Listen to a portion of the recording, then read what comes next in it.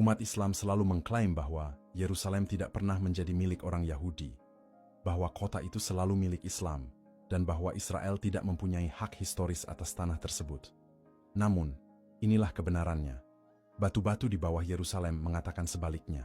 Para arkeolog telah menemukan stempel kerajaan, reruntuhan kuil, dan prasasti yang memuat nama Tuhan Israel.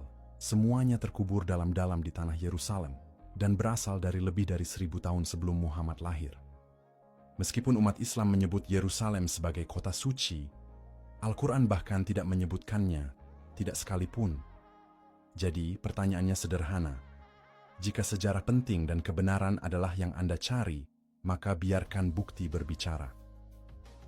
Umat Islam saat ini menyebut Yerusalem sebagai kota tersuci ketiga dalam Islam. Mereka berbicara tentang Masjid Al-Aqsa dengan penuh rasa hormat, mengklaim bahwa perjalanan malam Muhammad membawanya ke sana, dan bahkan menghubungkan tanah itu dengan ramalan akhir zaman. Namun, inilah kenyataan yang mengejutkan. Al-Quran tidak pernah menyebutkan Yerusalem, tidak sekalipun, tidak secara langsung, bahkan tidak secara tersirat. Apa yang disebut sebagai Masjid Al-Aqsa dalam Al-Quran, Surat Al-Isra ayat 1, sangat tidak jelas. Maha suci Allah yang membawa pelayannya di malam hari, dari masjid suci ke masjid terjauh. Tidak ada kota yang disebutkan namanya, tidak ada lokasi yang teridentifikasi. Ayat tersebut tidak mengatakan apapun tentang Yerusalem. Bahkan saat ayat ini ditulis, belum ada masjid di Yerusalem. Kubah batu dan Al-Aqsa baru dibangun beberapa dekade setelah wafatnya Muhammad.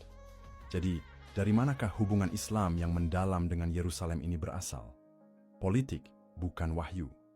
Kekhalifahan Umayyah yang berpusat di Damaskus membutuhkan saingan bagi Mekkah yang dikuasai oleh musuh-musuh politik.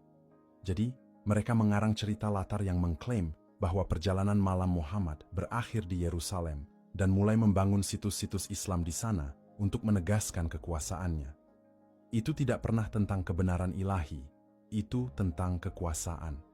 Jika Al-Quran bahkan tidak menyebutkan nama kota yang dianggap suci oleh orang Yahudi selama 3000 tahun, bagaimana mungkin ia bisa mengklaim sebagai kitab kebenaran? Tepat di sebelah selatan Temple Mount terletak salah satu situs arkeologi paling eksplosif di dunia, yaitu Kota Daud. Apa yang mereka temukan di bawah tanah menghancurkan klaim Islam bahwa orang Yahudi tidak memiliki hubungan kuno dengan Yerusalem. Penggalian di daerah ini telah mengungkap benteng, bangunan kerajaan, dan prasasti yang berasal dari abad ke-10 sebelum Masehi, tepat pada masa Raja Daud dan putranya, Raja Salomo. Di antara temuan utama adalah bangunan-bangunan umum besar yang sesuai dengan kompleks kerajaan, cetakan segel tanah liat yang memuat nama-nama pejabat yang disebutkan dalam Alkitab, termasuk mereka yang terkait dengan kerajaan Yehuda, dan sistem terowongan yang cocok dengan kisah Alkitab tentang terowongan air Hizkia. Ini bukan cerita, ini adalah fakta-fakta kokoh yang diukir dan dicap jauh sebelum Islam ada. Walaupun Al-Quran tidak menyebutkan apapun tentang Yerusalem, tanah itu sendiri berseru tentang sejarah Yahudi. Raja tinggal di sini, kitab suci ditulis di sini, dan ibadah dipusatkan di sini. Tidak ada penyangkalan modern yang dapat mengubur kebenaran itu. Sebelum ada Islam, Israel sudah ada, dan Yerusalem adalah jantungnya. Selama berabad-abad, umat Yahudi berdoa menghadap Temple Mount, tempat yang disebutkan dalam Alkitab sebagai tempat Salomo membangun bait suci pertama, dan tempat bait suci kedua berdiri hingga tahun 70 Masehi. Umat Islam kini mengklaim bahwa kota itu memang selalu ada dalam ajaran Islam, tetapi arkeologi menceritakan kisah lain, kisah yang terukir pada batu-batu Yerusalem. Di antara puing-puing bangunan tak berizin di Temple Mount pada akhir tahun 90-an, para peneliti menemukan lebih dari 10.000 artefak kuno, termasuk ubin peninggalan kuil, benda-benda ritual Yahudi, dan prasasti yang memuat nama Tuhan dalam bahasa Ibrani. Mereka juga menemukan batu-batu yang sesuai dengan konstruksi Herodian, gaya bangunan yang sama digunakan pada periode kuil kedua di bawah Herodes Agung, serta koin-koin yang berasal dari periode Hasmonean dan Herodian, jauh sebelum Islam lahir. Dan di tembok barat, tembok penahan terakhir yang berdiri di kompleks kuil kedua, Anda masih dapat melihat batu-batu yang diletakkan lebih dari 2000 tahun yang lalu oleh tangan orang Yahudi. Ini bukan mitos, ini dapat diukur. Anda dapat berjalan mendekat dan menyentuhnya. Jika Islam mengklaim bahwa orang Yahudi tidak pernah ada di sini, maka batu-batu itu sendiri berbohong. Namun mereka tidak. Mereka mengatakan kebenaran. Yerusalem adalah milik orang Yahudi. Kuil itu nyata dan buktinya sudah jelas.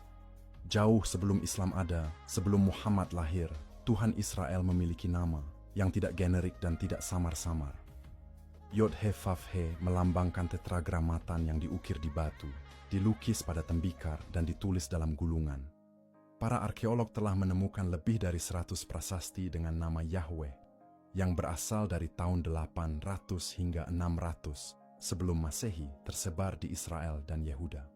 Beberapa yang paling mencolok meliputi prasasti yang menyebutkan Yahweh dari Samaria dan Yahweh dari Edom kuno, disertai doa dan berkat, surat yang ditulis dalam aksara Paleo-Ibrani yang ditujukan kepada pejabat yang setia kepada Yahweh selama pengepungan Babilonia, serta jimat gulungan perak yang memuat berkat imam dari kitab bilangan dan nama Yahweh.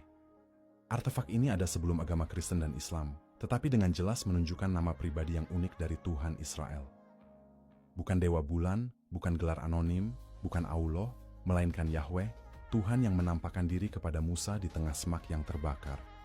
Umat Islam kerap kali berpendapat bahwa umat Yahudi, Kristen, dan Muslim menyembah Tuhan yang sama. Namun, inilah masalahnya. Tuhan dalam Alkitab memiliki nama, yaitu Yahweh. Al-Quran tidak pernah menggunakan nama itu, bahkan satu kali pun. Tidak ada bukti arkeologi yang menunjukkan bahwa orang Kristen atau Yahudi awal menyembah Allah. Catatan sejarah dan arkeologi jelas. Orang Yahudi